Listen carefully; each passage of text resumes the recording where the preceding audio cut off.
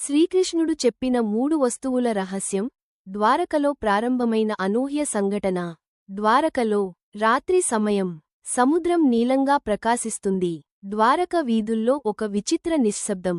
ఒక యువకుడు, అనిరుద్ధుడు ధార్మికుడు, వినయవంతుడు. అతని తండ్రి, సత్యజిత్, బలమైన యోధుడు. యుద్ధంలో మరణించాడు. సత్యజిత్ చివరి శ్వాస విడిచే ముందు అతని శరీరం చెమటతో, అలసటతో, భయంతో నిండిపోయింది.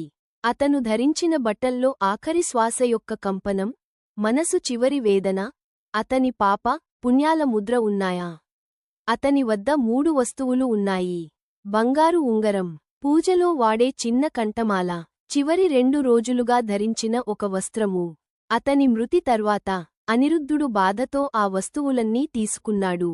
అతను తెలియదు, ఇది అతని జీవితంలో అతిపెద్ద తప్పు అవుతుందని.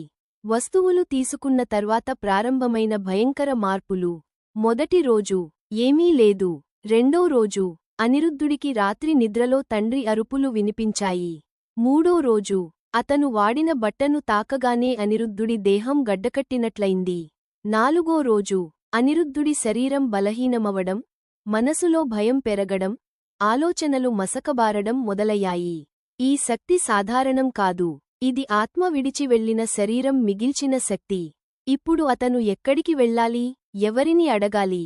ఒక్కరే, ద్వారకాధీశుడైన శ్రీకృష్ణుడు. కృష్ణుని వద్దకు చేరిన అనిరుద్ధుడు ద్వారక రాజమహల్ ముందు నిలబడగానే అనిరుద్ధుడు కుప్పకూలిపోయాడు. అతనిని చూసి కృష్ణుడు చిరునవ్వుతో ముందుకొచ్చాడు. కృష్ణుడు అతని నుదుటి మీద చేయి పెట్టగానే అనిరుద్ధుడి గుండె బరువు ఒక్కసారిగా తగ్గింది. కృష్ణుడు అన్నాడు, నీ తండ్రి వస్తువులను తీసుకున్నావు కదా? అనిరుద్ధుడు షాకయ్యాడు. అవును ప్రభూ, కానీ నాకేం తెలియదు. కృష్ణుడు కూర్చోబెట్టి నెమ్మదిగా వివరించడం ప్రారంభించాడు. ఆత్మ ప్రయాణ రహస్యం, కృష్ణుడి బోధ. కృష్ణుడు, మరణం అంటే అంతం కాదు అనిరుద్ధా.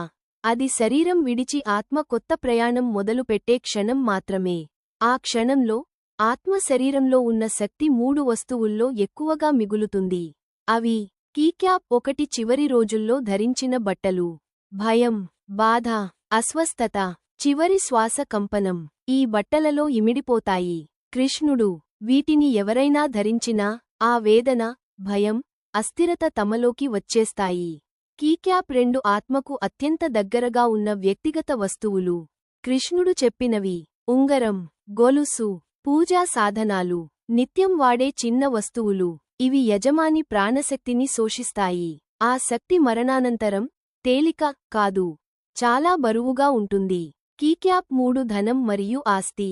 ఇక్కడ కృష్ణుడు మరింత సీరియస్ అయ్యాడు. ధనం అంటే రూపాయి కాదు.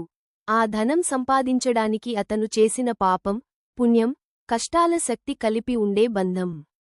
అతని ఆస్తిని నేరుగా స్వీకరించేవారు అతని రుణాలు కూడా స్వీకరిస్తారు. అంటే అతని కర్మ నీ మీద పడుతుంది.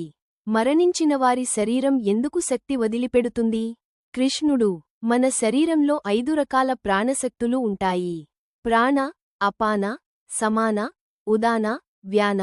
ఆత్మ బయటకు వెళ్లిన క్షణంలో ఈ 5 ప్రాణాలు శరీరం విడిచే ప్రక్రియలో స్పృశించిన వస్తువుల్లో చిహ్నాలు వదిలి వెళ్తాయి. అవి సున్నా కావడానికి 13 రోజుల సమయం పడుతుంది. అందుకే పాత పుస్తకాల్లో చెబుతారు, 13 రోజుల వరకు బట్టలు తాకొద్దు, వ్యక్తిగత వస్తువులు వాడొద్దు, ఆస్తిని పంచుకోవద్దు. అనిరుద్ధుడి వస్తువుల శుద్ధి. కృష్ణుడు అతని వస్తువులను తీసుకుని అగ్నిశుద్ధి, గోమయ ధూపం, గంగాజలం, మంత్రములు అన్నీ చేసి శుద్ధి చేశాడు. అతని శరీరంపై ఉన్న శక్తి పూర్తిగా తొలగిపోయింది. అప్పుడు కృష్ణుడు చివరగా ఇలా అన్నాడు, వస్తువులను తీసుకోవడం తప్పు కాదు అనిరుద్ధా, కాని సమయం తప్పు అయితే అది దుఃఖంగా మారుతుంది. కృష్ణుని చివరి సందేశం. కృష్ణుడి మాటలు. మరణం ఒక శక్తి మార్పు.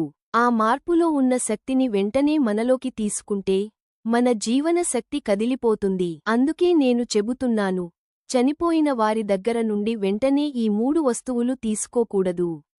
చివరి బట్టలు, రోజూ వాడే వ్యక్తిగత వస్తువులు, ధనం, ఆస్తి, శుద్ధి లేకుండా. అనిరుద్ధుడు నమస్కరించాడు. అతని ముఖంలో మళ్లీ జీవం వచ్చింది. అతని హృదయం భారం కరిగిపోయింది. దూరంలో సముద్రం శాంతంగా మోగింది. ద్వారక రాత్రి ప్రశాంతమైంది.